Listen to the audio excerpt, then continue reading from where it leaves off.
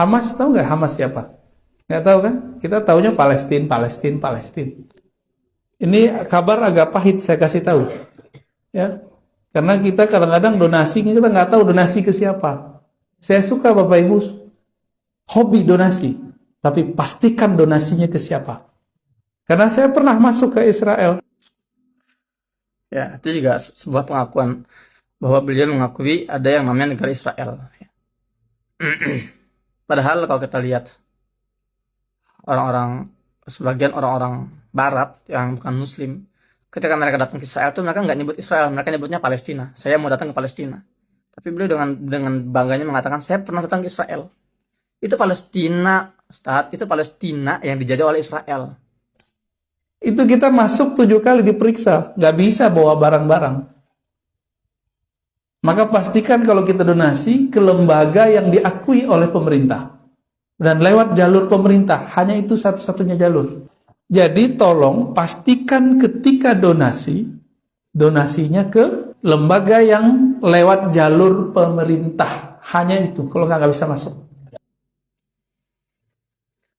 Jadi kalau dia bilang nggak ada donasi yang bisa masuk kecuali melalui pemerintah, ini fitnah yang sangat luar biasa. Ini bahaya teman-teman. Jadi dia itu seolah mengatakan bahwa semua lembaga-lembaga kemanusiaan Indonesia yang kirim bantuan ke Palestina itu dusta, bohong, nggak nyampe. Itu nggak ada itu. Jadi yang saya lakukan ini itu uang pribadi saya nih. Saya bagi-bagi ribuan paket sembako misalnya, kemudian ribuan istor menu buka puasa, saya kirim bantuan medis ke pihak pemerintah. Itu berarti pakai duit saya itu duit orang Indonesia dan bisa masuk. Jadi Buya Rozi ini, Ustaz Rozi ini, mungkin Allah berapa kali ya, dia masuk sekali mungkin ke wilayah Palestina di wilayah tepi barat, kemudian menyimpulkan semuanya. Ya iya, kalau ente lewatnya checkpoint Israel nggak bisa bawa duit sebanyak itu ke Palestina. Makanya sini ke Gaza dong, sini main ke Gaza. Jangan asal merocos itu mulutnya. Gitu loh. Karena bagi Hamas, siapapun yang berdamai dengan Israel berarti dia antek Israel. Nah, ini logikanya sudah nggak nyambung. Hamas kemudian sampai hari ini menganggap siapapun Muslim Palestina yang ingin damai dengan Israel itu antek Israel dan boleh dibunuh. Ya Allah. Ini sebuah fitnah yang sangat keji dan memalukan keluar dari mulut seorang tokoh agama yang banyak didengar suaranya. Mana ada Hamas membolehkan membunuh sesama Muslim hanya karena berbeda pandangan politik. Ya, ini keterlaluan. Saya sudah buat konten sebelumnya tentang Hamas dan Fatah. Saya hidup di Gaza ini nggak sehari 2 hari.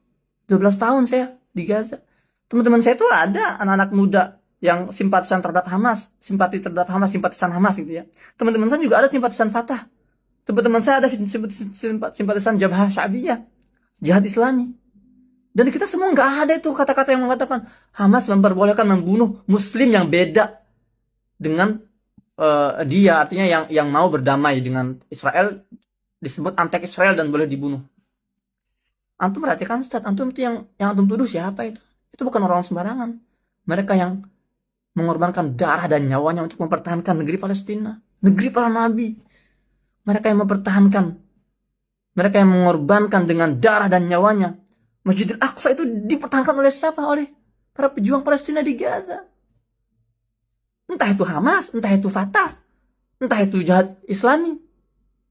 Dan kita kalau ngomong ini ngeri banget, hati-hati. Sebagai penutup saya ingin sampaikan satu hadis dari Abu Umamah. Dia mendengar Rasulullah SAW pernah bersabda, La tazalu ta'ifatun min ummati 'ala ad-din zahirin li'aduwwihim qahirin la yadurruhum man khalafahum illa ma asabahum min la'wa hatta ya'tiyahum amrullah wa hum kadzalik. Qalu ya Rasulullah wa aynahum? Qala bi Baitul Maqdis wa aqna fi Baitul Maqdis. Kata Nabi SAW, akan ada satu golongan kecil taifah dari umatku yang senantiasa berjuang tampil dalam kebenaran dan selalu menggetarkan, berhasil memukul mundur musuh-musuhnya. Dan mereka akan dilecehkan, akan direndahkan, akan difitnah. Tapi itu nggak berdampak pada semangat mereka. Nah, Dan mereka tetap dalam kondisi seperti itu, dalam kondisi tampil dalam kebenaran, kemudian tidak tunduk dengan musuh-musuh mereka. Mereka konsisten, istiqomah, sampai mereka meninggal. Nah, para sahabat bertanya, ya Rasulullah, mereka di mana? Apa jawabannya? Hum di Baitul Maqdis wa aknafu Baitul Maqdis. Mereka itu orang-orang di sekitar Baitul Maqdis, di Baitul Maqdis dan sekitar Baitul Maqdis. Ya. Kalau para ulama hari ini menyebut para pejuang-pejuang Gaza inilah, mereka inilah yang dimaksud oleh hadis Nabi itu. Mereka yang dimaksud dalam hadis Taifah Mansurah itu. Orang-orang Baitul Maqdis di Yerusalem dan sekitar Baitul Maqdis, yaitu orang Palestina di Gaza dan sekitarnya. Kok orang-orang seperti ini dituduh dengan tuduhan fitnah yang keji seperti ini, dibilang ini teroris, ini membolehkan membunuh sesama muslim. Ya, pesan saya kepada Ustaz Buya Rozi, antum orang yang berilmu, antum sudah doktor, ya, antum pahamlah bagaimana idza ja'akum fasiqun binaba'in fatabayyanu. Ada istilah tabayun.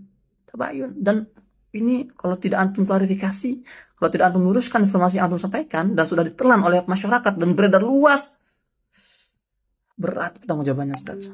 Adapun tugas buat kalian teman-teman, postingan ini disebar seluas-luasnya untuk meluruskan fitnah yang terlanjur beredar di atas. Fitnah yang terlanjur beredar barusan.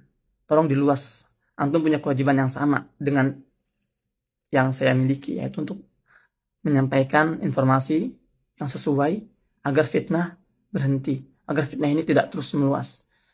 Demikian, semoga bermanfaat. Saya Muhammad Hussein. Assalamualaikum warahmatullahi wabarakatuh.